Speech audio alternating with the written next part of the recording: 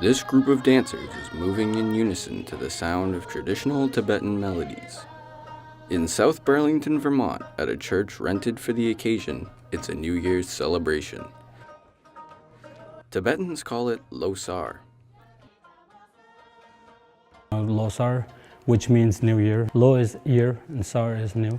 So Losar is celebrated maybe like a 15 to 30 days period. Whereas in the United States, we try to celebrate it for about 3 days or so. It is one of the biggest holiday that we have. More than 100 members of the local community come, many in traditional clothing, to celebrate the holiday.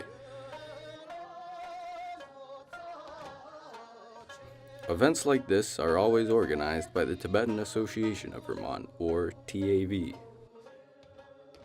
The TAV has been around for about 25 years, and its members face the challenge of preserving and promoting Tibetan culture in the Green Mountains of Vermont. All the clothes that they might have, to show it on that day. It's a special day, so therefore you want to wear the best, and you want to eat the best and have a good time. On this day, the mayor of Burlington is in attendance. It is such an honor to be here with all of you this afternoon. And so are representatives from the International Campaign for Tibet, all to honor one of its founding members. This is a very special occasion for us. But perhaps what's most striking to an outsider coming for the first time is the devotion to their spiritual leader and head of the Tibetan government in exile, the Dalai Lama. In this ceremony, everyone in the room offers a white scarf to honor and show appreciation for the Dalai Lama. And His Holiness Dalai Lama, of course, he is our spiritual and temporal leader for Tibet. Right from the age of 16, he took the responsibility of taking care of the Tibetans, and we look to him as a source of our inspiration, and he is our hope, and he is an icon of peace for the world. The Tibetan Association does many things like this to link people to their culture, but the story of Tibetans in Vermont began decades before the TAV was established. Now called the Tibet Autonomous Region, the former country of Tibet now makes up about a quarter of China's territory. Tibet was invaded by China in 1950, forcing the Tibetan government to sign the 17-point agreement, establishing it as part of China.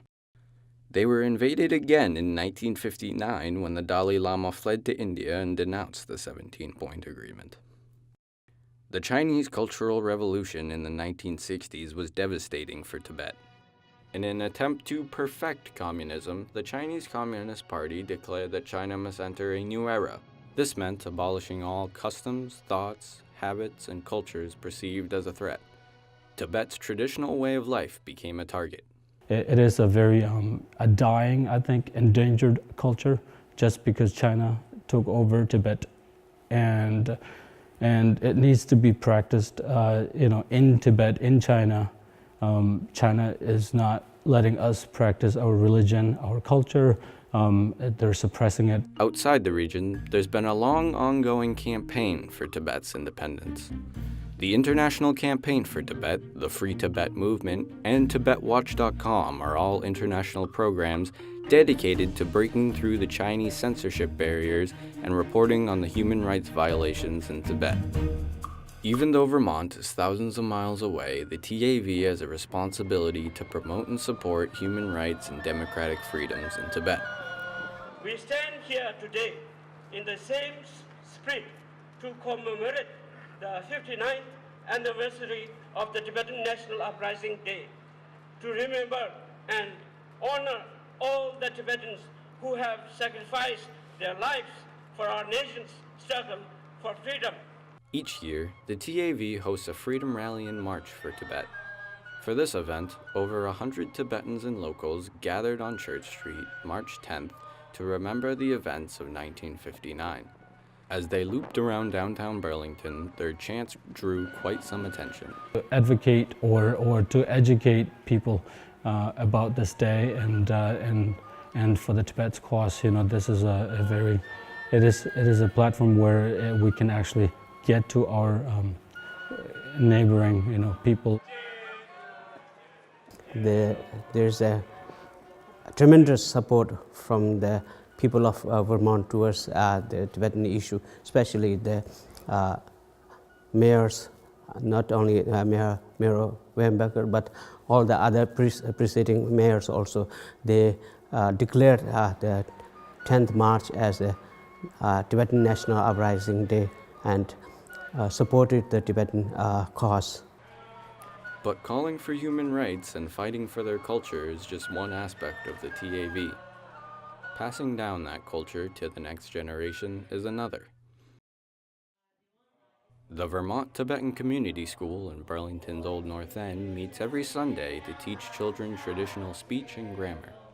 They begin with a prayer seeking refuge to Buddha and granting wisdom in their lessons.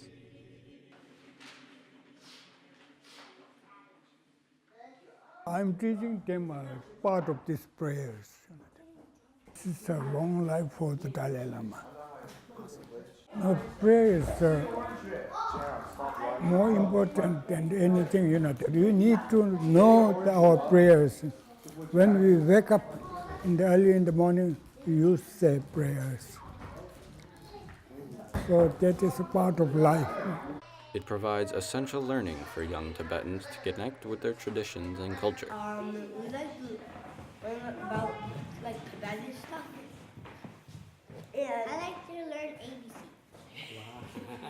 It's our duty to give it to the younger generation, but it all depends on the kids, how serious they take it.